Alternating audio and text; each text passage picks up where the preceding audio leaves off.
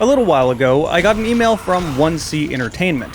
This name was immediately familiar. This is the publisher of Necrovision, a hidden gem that I covered a few years ago that I absolutely loved. They were offering a sponsored video to cover their new game coming out in early access, Dread Templar. Given their track record, I immediately said yes.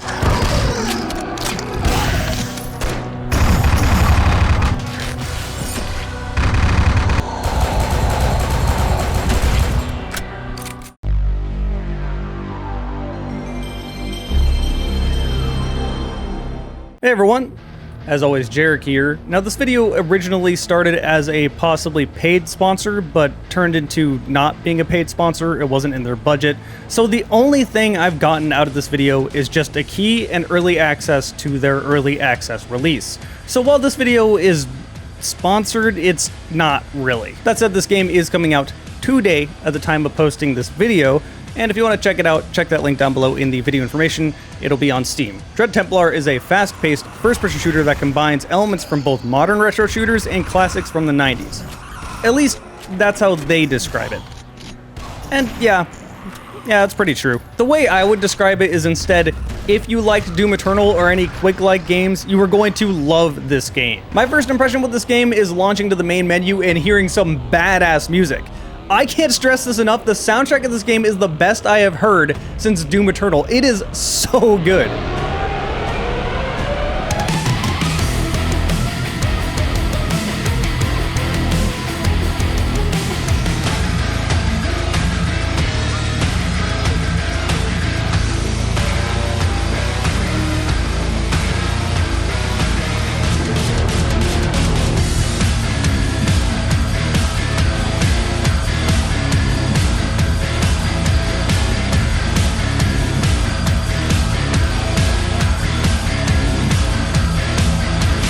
Hell, that last track I just played for you sounds exactly like something Andrew Holschel would write. I don't know who the composer of it is, it might be Andrew himself, no clue, they haven't disclosed that name yet. Point being, the music set the tone for the game right away, and it follows that tone. Like, I could rant about this forever. I was so impressed with the music that I just launched each level and recorded each song individually so I could have the soundtrack for myself. Don't worry, I'll still buy the soundtrack when they officially release it. I just want to listen to the music, it's so good. This music just has raw energy without being a bunch of noise. It has rhythm, groove, a bit of funk, and a lot of bass. There's a reason why I love listening to thrash metal, and even though this isn't thrash, it is right up my alley. Anyway, now that I've got that out of my system, let's talk about the game. From what I can tell, the PC release is perfect. I didn't have any crash, it ran smoothly, no stuttering, no mouse acceleration, all the settings I wanted are there, including an FOV slider, and since this game goes for their retro art style, my frame rate never dipped below 700 FPS. Needless to say, this is not a very intensive game graphically. Your computer should have no problem running it. That's not to say it doesn't look good, because it certainly does. It goes for the retro art style where they use 3D models but then try to pixelate them a little bit. It doesn't try to make everything look like actual sprites like say Proteus did, but it doesn't try to look so modern. It's kind of an in-between. It creates a very clean aesthetic, makes it very easy to point out enemies, and combined with all the gothic and demonic imagery, it just looks great. There isn't really much of a story to talk about yet. This game isn't early access, you're not getting the full game all at once. I just really wanted to point that out. The briefing says something about getting revenge, but again, when you're in-game, you're not going to be getting any of that. This is focused purely on gameplay, and that's fine. So what about the gameplay? Does it hold up to the awesome soundtrack? Well, yes, actually, it's quite good. You've probably already noticed that this game is heavily inspired by Doom Eternal, which explains why I had so much fun with it.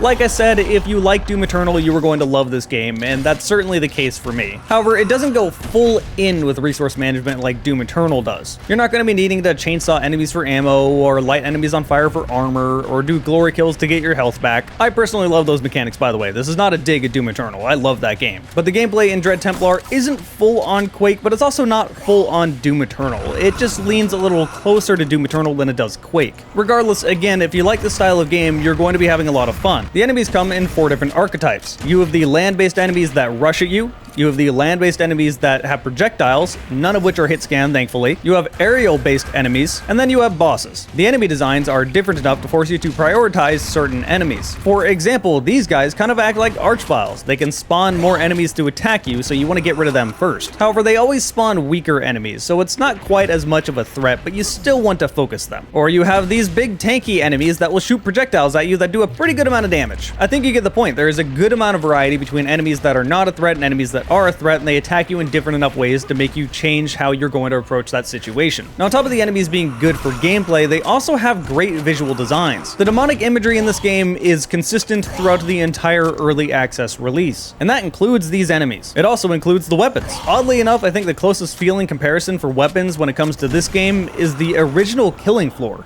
Not in gameplay sense. No, Killing Floor 1 is a lot slower than this game, but just in feel. These guns are loud, they have lots of bass, and they recoil in the same sort of way of Killing Floor 1. It feels great. Your dual-wielding pistols and dual-wielding MAC-10s are put in the same category. Both of these need to be reloaded. I will talk about that in a moment. Your pump action and super shotgun is put underneath the same category. So far, pretty standard weapons. You have a bow, which can be pretty useful in a sense that it acts sort of like a sniper can. You have a trap gauntlet that stuns any enemies in its area of effect. And then you have some weird demonic-looking rocket launcher, some incredibly strong revolver, and of course there has to be a BFG-style weapon. But what game like this would be complete without a BFG? Well, in this game, it's also a demonic gauntlet. New weapon.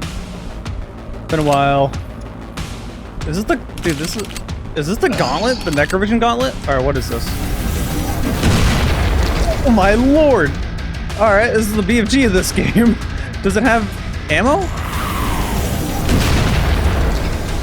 It has its own ammo pickup, for the record. And then there comes the dual katanas. These are quite interesting. Now, the default attack mode is just swinging at enemies. To be honest, I really didn't use it like this very much. If you right-click, however, you will turn these katanas into a spear, and it is incredibly strong, and it's on a cooldown.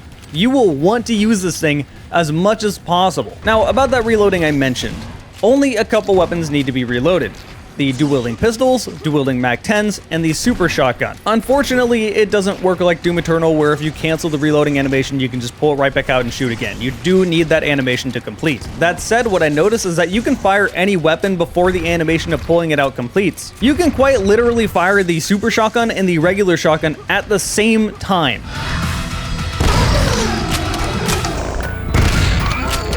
This quickly became my go-to for doing a lot of damage at once. But there's another trick as well. This game has an upgrade system. Don't panic, it's very simple, and I actually like what they did. While playing through this game, you will find a ton of coins. All of these are different upgrades for your weapons. These coins are either tier 1, tier 2, or tier 3.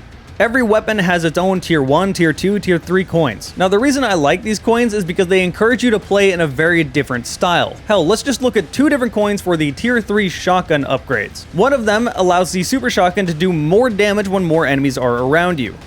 The other one gives the standard pump action more range. Just looking at these two upgrades, you have created two different playstyles. Someone that picks the super shotgun upgrade is wanting to get up close and destroy enemies as fast as possible. Someone that picks the range upgrade doesn't want to get that close, wants to play a little bit further away. And these are upgrades you are going to choose intuitively. No one is going to play this game the same way. And there really is a lot to choose from. Some of them are as simple as a tier 1 upgrade of just doing more damage with that weapon. Some of them are more interesting, like an upgrade that gives you the ability to cancel your reload animation altogether. So if you don't like reloading, you can get rid of it. My personal favorite that I've found so far is the ability to erase the cooldown for your katanas. The way this works is that when you make your katana a spear and throw it at an enemy, when that katana hits that enemy, it has a chance to just suddenly come back and there's no cooldown and you can throw it again right away. It sounds busted OP, because it is, but it's a little RNG. My only complaint about the upgrade system is that in order to unlock each slot, you need to have a heart-like item. For tier 1, you need 1 heart. For tier 2, you need 2. For tier 3, you need 3. And this doesn't work just as